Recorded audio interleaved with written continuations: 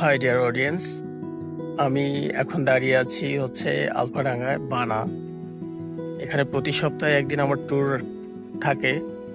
তো এখানকার কিছু ন্যাচারাল দৃশ্য আছে যেগুলোতে আসলে আহ, চোখ ফেরানো যায় না। সেরকমই কিছু দৃশ্য আমি আজকে আপনাদেরকে দেখাতে চলেছি।